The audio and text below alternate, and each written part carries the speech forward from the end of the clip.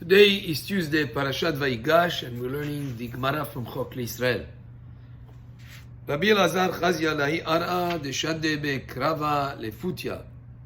So Rabbi Elazar saw a field that was a plot of land, a farm that was plowed across the width.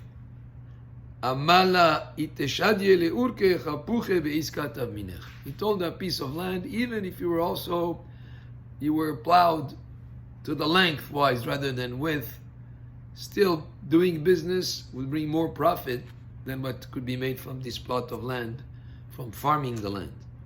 Rav ale ben shibole chazanu de kanaifan. Rav went amongst the stalks of grain, and he saw them that they were swaying in the wind. Amalu inaifat itnufe hafuche beizkat minach. He told these swaying stalks of grain, even if you kept on swaying in the wind, sort of like being proud or, sort of like suggestive of such pride, still doing business can be more profitable than can be gained from the profit of the farm that has the swaying stalks of grain. Rava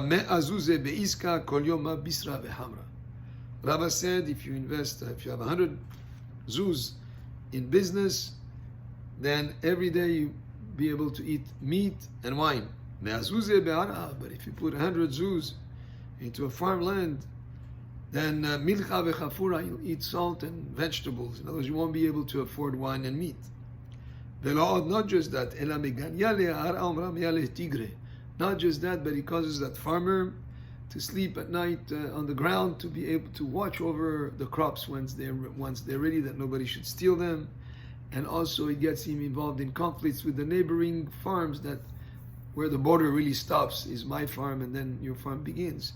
So that would cause him, again, the Gemara wants to point out here that business has more potential for benefit. You make one deal and you can make a big sum of money, when actually working the land involves a lot of effort and work and has certain risks involved. Another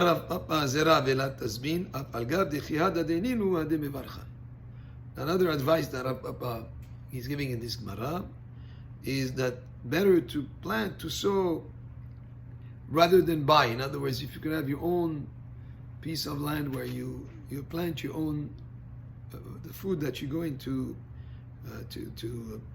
have, better that than to buy it in the market, even though they're the same quality.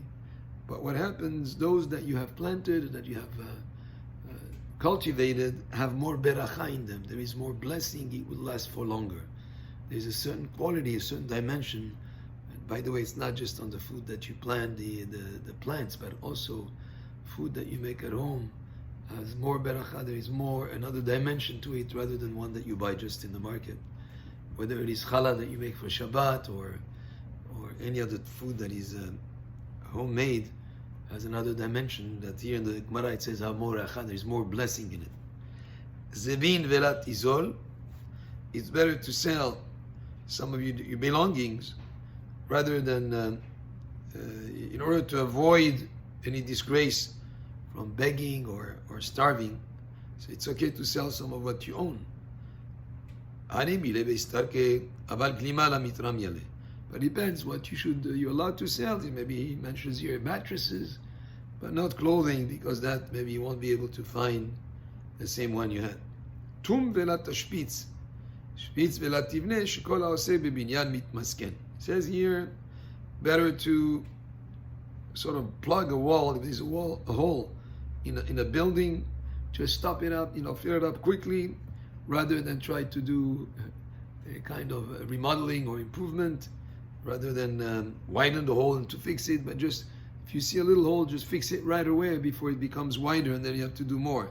And not just that, sort of like fix rather than build anew, because if you were to tear down the wall and build a new one, it will cost you a lot more, because it says here, shekol haoseh bebinyan mitmasken.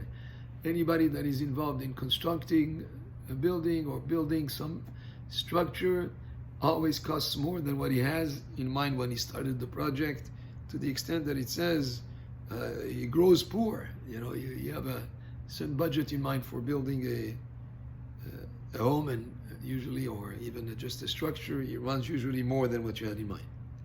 Then continues advice of the Gemara, if you're going to buy a piece of land or any real estate, jump and do it quick. Don't hesitate, because real estate always goes up. But meton nesiv iteta. But to marry a wife, to take a wife, be deliberate, take your time, consider all the aspects, if she's really the right spouse for you.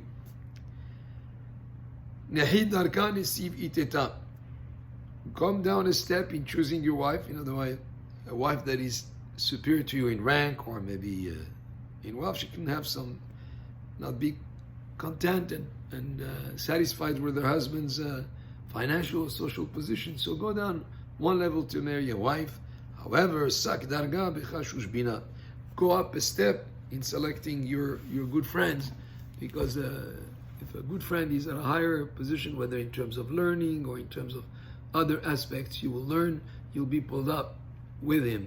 For a wife, you can choose one that's lower, sort of like quote unquote in stature, but in terms of a friend, always choose someone above, so you can be pulled up rather than being pulled out. Baruch Adonai le'olam, amen ve'amen.